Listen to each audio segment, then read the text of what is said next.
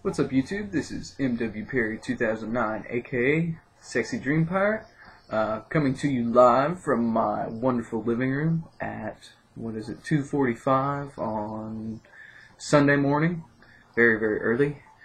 Right now, basically, I'm up by myself. I'm bored. I'm trying to keep some content up on my channel, keep new stuff coming so I can keep you guys entertained. And tonight, I have a deck profile for you guys. Now, this is a version of a Fire Dark Rush.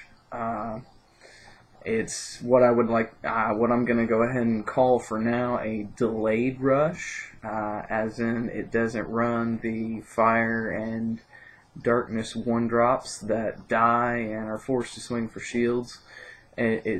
It doesn't kick off as quickly as what other rush decks do, but it has the tools to, do its job a little bit later in the game. It's a lot of fun. It's very brutal. There's a lot of destruction, and the way that I run it, there's also quite a bit of discard. Now, before I show you guys the deck profile, I have to confess that this is not something that I came up with all on my own. This is not my little spin on Fire Dark Rush. You guys have probably seen the Khaos in some of my other videos, and he actually is the one who came up with running a slower running Darkness Rush that utilizes this much destruction. So, I can't take the credit for that. This is just my version of his creation, I guess you'd say. Playing against his version, it's normally about a 50-50 split. Both decks are similar, but they also have key differences. I'm going to try and get his profile up so you guys can see that as well. But for now, I'm going to go ahead and get started with the profile and let you guys see it. So, starting with 1-cost creatures, I do have some in this deck. I run 3 copies of Jetflame Bodyguard. He's 1 for 3,000 Skirmisher. Now, the main reason the only reason I have him in is Evo bait. He doesn't break shields. He kind of acts as a pseudo blocker in the sense that they won't swing with their stuff because they know this card is waiting. So, he has his use there. But the main reason I keep him in is Evo bait. He doesn't do a lot of work as him, because normally if they have creatures, they won't swing if he's sitting there waiting, and of course he's not breaking shields. So, 3 Jetflame Bodyguard. Moving on to 2 costs, I run 2 Cliffcutter, 2 for 1,000. He has an effect that if you have an Evo in the battle zone, he gets an extra 2,000 power. This is another card that I mainly have in as bait. He can break shields if I need him to, but his main function is bait. He's not very often does he actually get the power bump from the Evo. When he does, he's a 2 for 3,000, which is nice, but more often than not, he's being evolved or swinging as him. But anyway, 2 copies of Cliffcutter. The next 2-drop, I run 3 copies of Drakon Weaponsmith, 2 for 1,000, power attack 3,000. He's just, he's standard power attacker. He's a Drakon, so he is good Evo bait.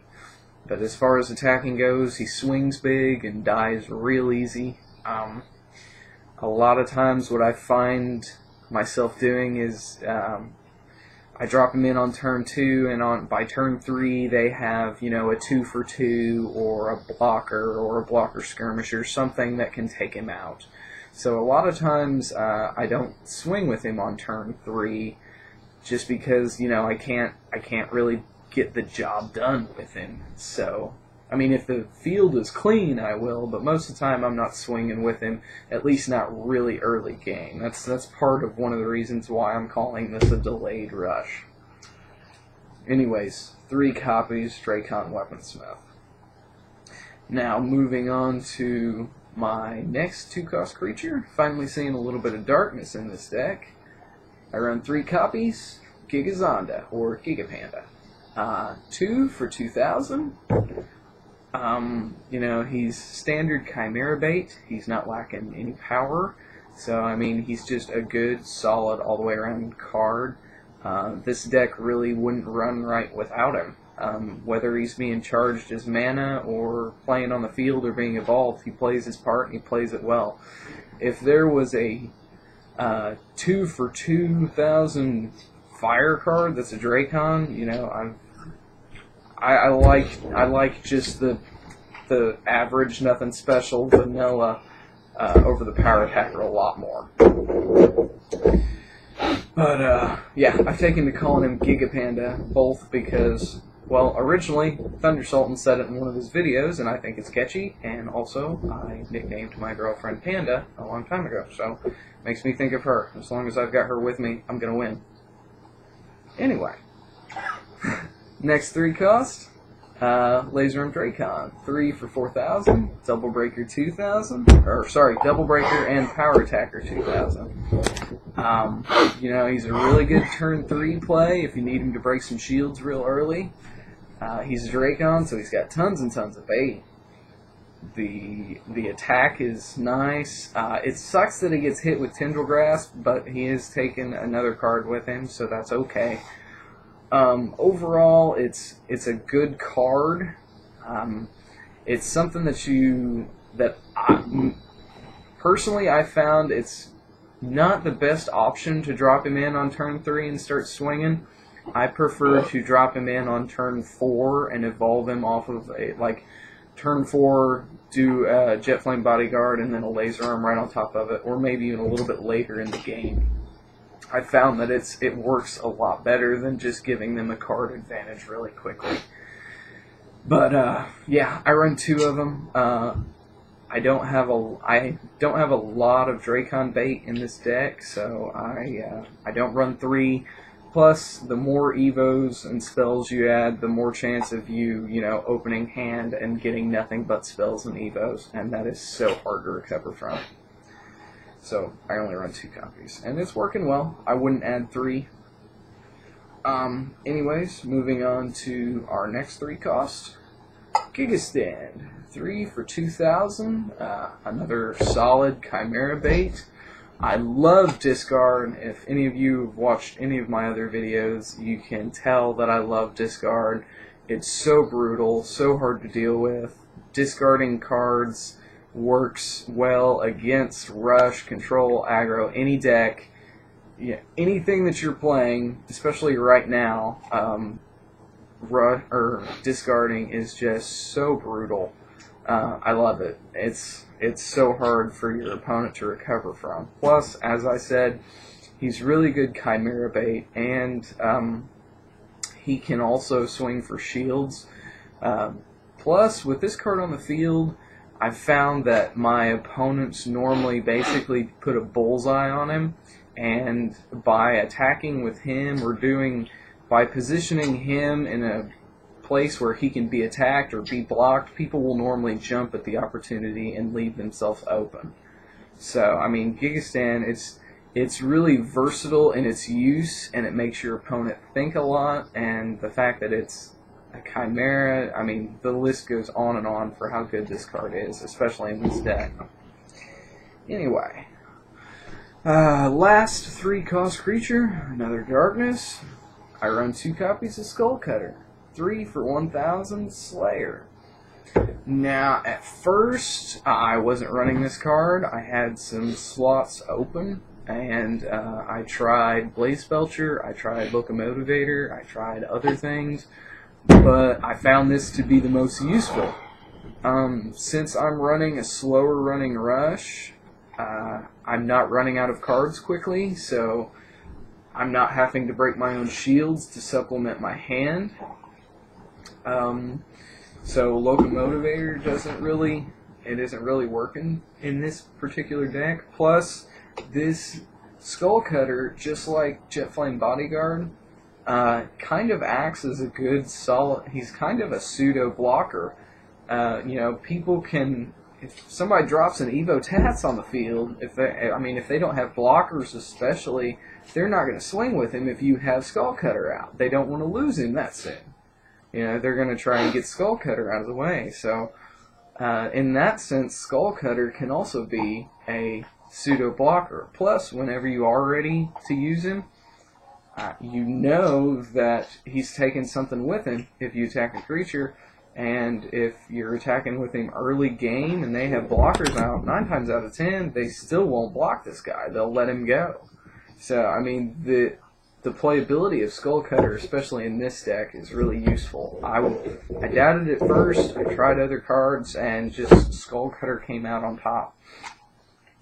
If someone were to try to put this deck together and they're playing someplace where there's a really big rush meta, I may, rather than Skullcutter, I may recommend using Scaradorable of Gloom Hollow. That's actually one that's in Khaos's original version of this. So it worked really well, especially against my Fire Nature. My Fire Nature was actually scrapped, so I could get some cards and put into this. So and to be frank, I'm not really missing it. That particular style of rush just wasn't me. This is much more, something that I like. Anyways, finally, sorry about the rambling. Getting off to our 4-cost creatures, I run 2 copies. Gilaflame the Assaulter, 4 for 5,000, fast attack, and whenever after your turn, he jumps back in your hand. I mean, do I really have to talk that much about this card? I don't really think so. He's just so good. I don't ever really see this card not being in Rush. I mean, unless you're not running Fire.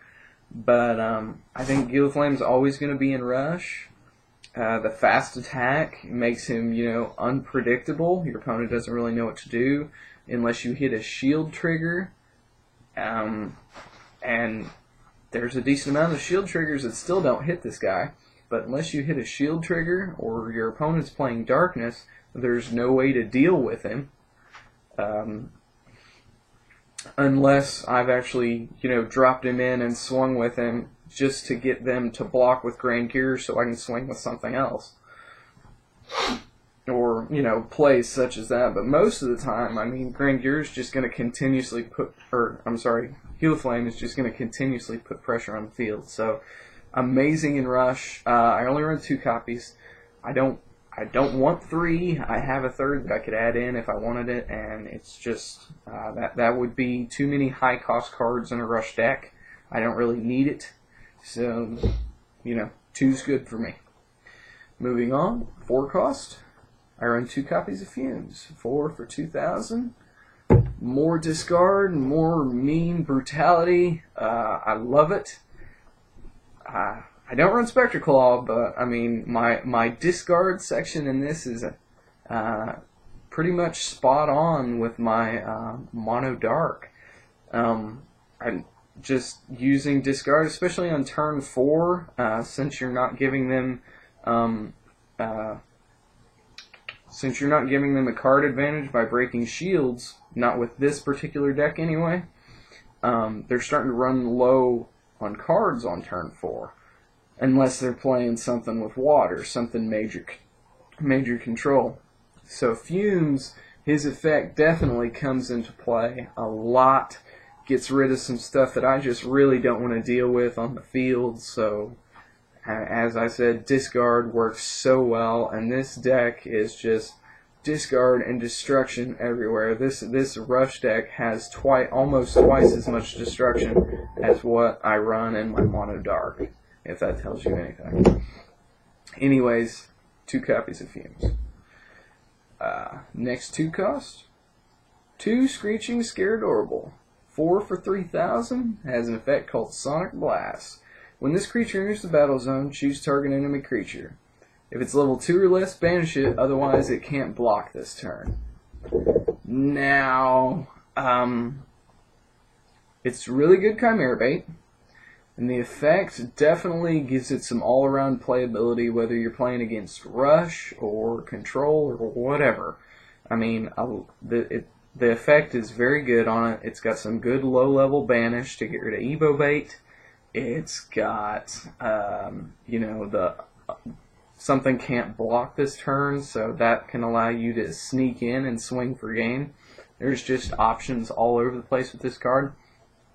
Plus he's 4 for 3,000, so he's not lacking on power, and if he's the only Chimera on the field, you got his effect whenever he went in, so you can evolve it with evolve into Hydra Medusa, and you're not losing anything. So just really good card all the way around. I really like it, especially in this deck. I doubted it a little bit whenever I first seen it, or whenever it was first released, but it's proven itself. Screeching Scaradorable is really good, especially in Rush. Overall, I was running 3. I tried running 3, but in one duel, my opening hands in the first game and third game, both of them came out with 3 Screeching Scaradorable within the first 7 cards. So after that, I dropped it down to 3, and I haven't really had that problem. But Screeching Scaradorable, 2 copies, works well in this deck. I find myself holding it in my hand to get the banish more often than getting the creature cannot block. So overall, it works really well. Okay, moving on to 5 cost. I only run 4 5-cost creatures in this deck, so this is 2 of them. Blastforge Captain, 2 copies, 5 for 4,000. Evolves out off the Drakon family. Plus he has an effect called Craterize. Whenever he attacks, banish any number of target enemy creatures that have total power of 4,000 or less. Now, whenever this card first came out, I, didn't really pay too much attention to it. And then I went to League, and it stumped me. It burned my Fire Nature Rush. It even smacked my Mono Dark a couple times just because of how brutal this effect is. I mean, it can get rid of 2-3 creatures every turn. And the way that I play this deck, one of my personal favorite plays, get Gigastand, on turn 1 and 2, find Drakon Bait. Turn 3 and 4, get my Gigastand and my Fumes out, and then turn 5 or maybe even turn 6, break out Blastforge Captain. Now, by doing that, by getting the discarders out, I've whittled down their hand, and normally I haven't broken too many shields, so their hand is really, really low. And then, whenever I drop in a Blastforge Captain and start swinging and getting stuff out of the way, there's a decent chance they're going to pull something that has power 4,000 or lower. So, they can hold on to it, or charge it, or they can summon it, and whenever I attack with Captain, it's gone anyway. So, I mean, this card is just really brutal, and it works really, really well, especially in this deck. I mean, I evolve this off of Laser Arm Drakon, so, I mean, there's just a lot of bait out there for this guy, and he works really well. It's a lot of fun to play. Like I said, at first I was a doubter, but now I wouldn't even run a Fire Nature Rush without it. I'd, run 2 laser. I think in any Drakon-based, rush deck, you need 2 laser and 2 Blastforge. That's what I'd recommend anyway.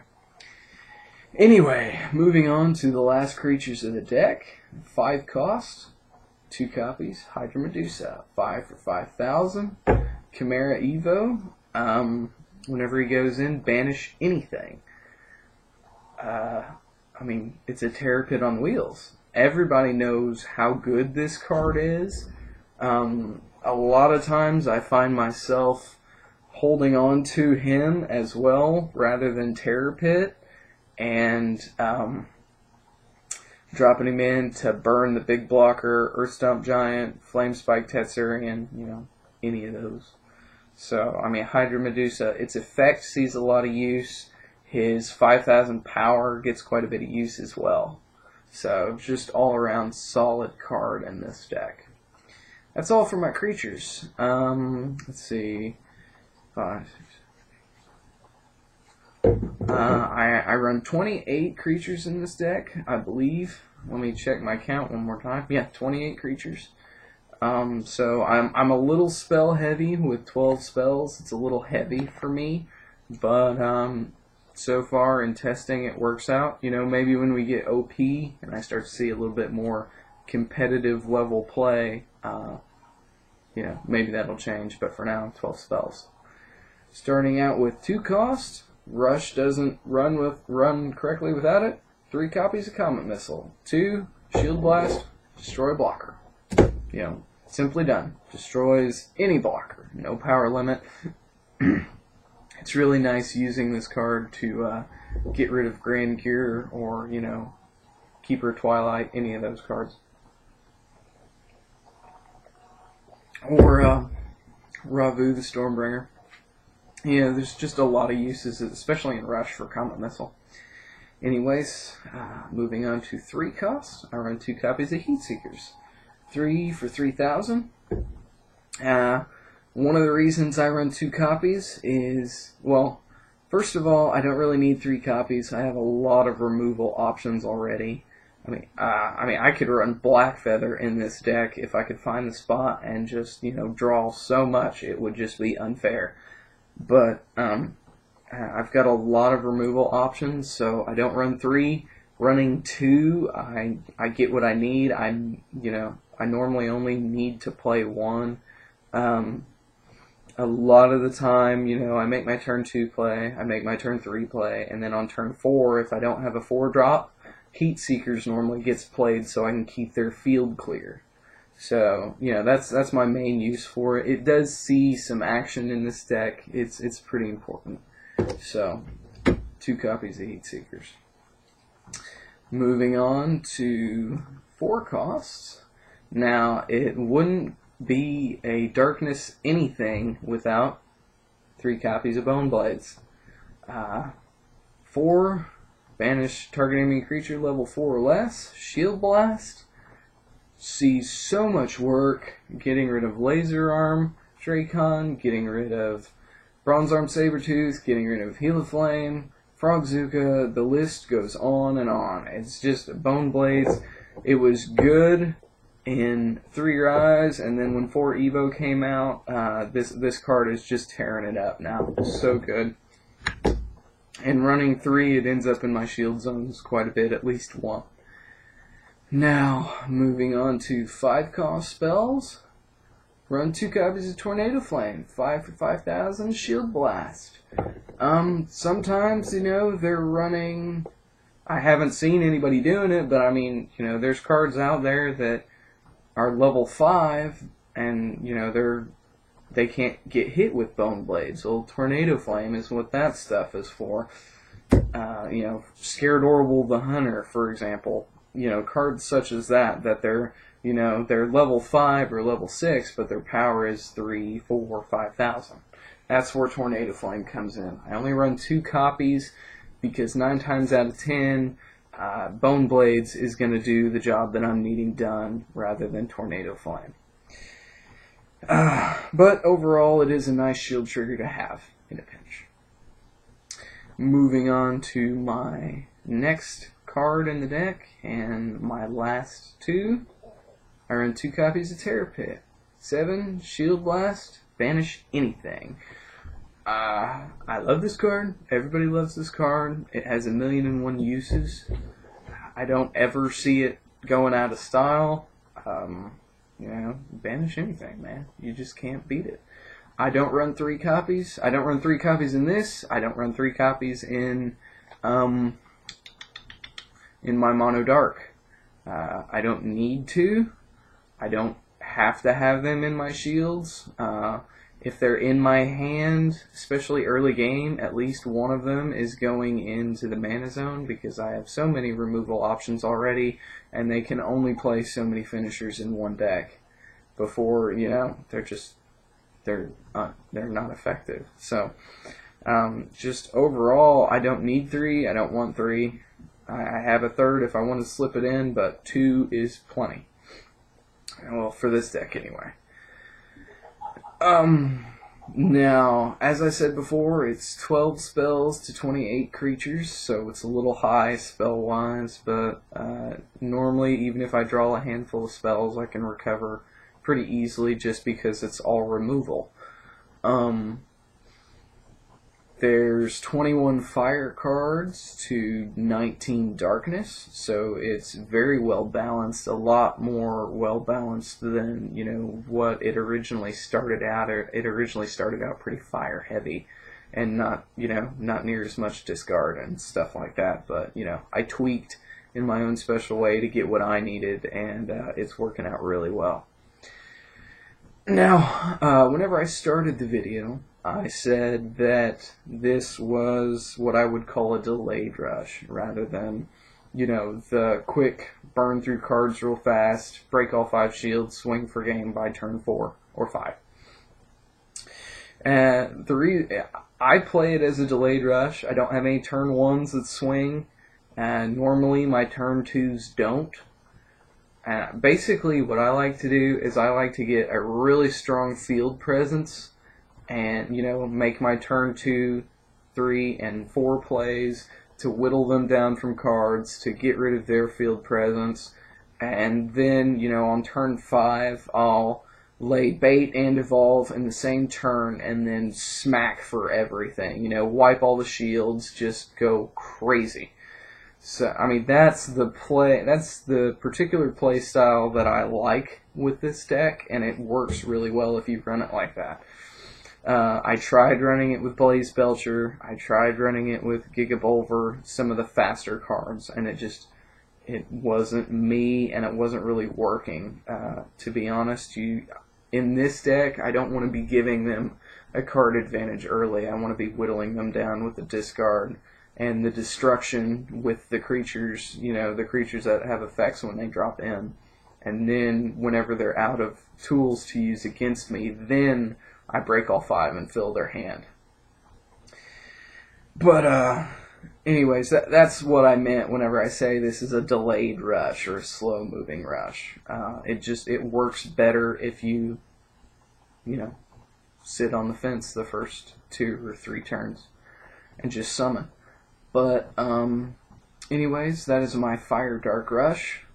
I've taken to calling this Slash and Burn just because anything that's in your way, you just cut it down and you get rid of any chance that they have of fighting back with your discard. So, Slash and Burn, Fire Dark Rush. I'm loving this deck. I'm impressed with the Khaos. He put this together, or he put one that's very similar to this. He doesn't run near as much discard or near as big a darkness section as I do, but it was originally his idea to run the slower running rush, and it works really well, especially in the meta up here in southern Indiana. But anyway, Slash and Burn, Fire Dark Rush, gotta love it. I scrapped my Fire Nature, you know, so I could put this one together, and I love it. It's great. I recommend you guys give it a try. Now, before I cut this video short, I want to give a quick shout out to Thunder Sultan. He recently subscribed to my channel. He's been viewing up a storm. He's been liking, you know, comments all over the place, and yeah, I'm pleased to be getting some really good feedback from you. You know, you're awesome. Plus, I was really pumped to see a name that is so well known, especially in the Kaijudo YouTube community, to be subscribing to my channel. So, thank you for that. I'm glad that you're enjoying my all of the content that I'm putting up. Yeah, I always like the stuff that you put up. To me in the Khaos, I know there's a lot of YouTubers, you know, down in the Texas area that play Kaijudo, but to us, you're the voice of Texas. So it was really awesome that you subscribed to the channel, and, you know, thank you. But anyways, that is Slash and Burn. I hope you guys liked. Like, comment, subscribe, you know, all 3. I'll be trying to throw up some duels. I'll get the Khaos to throw up his version of this deck, and, you know, keep the content coming for this slow Kaijudo season. But until next time, keep playing, guys.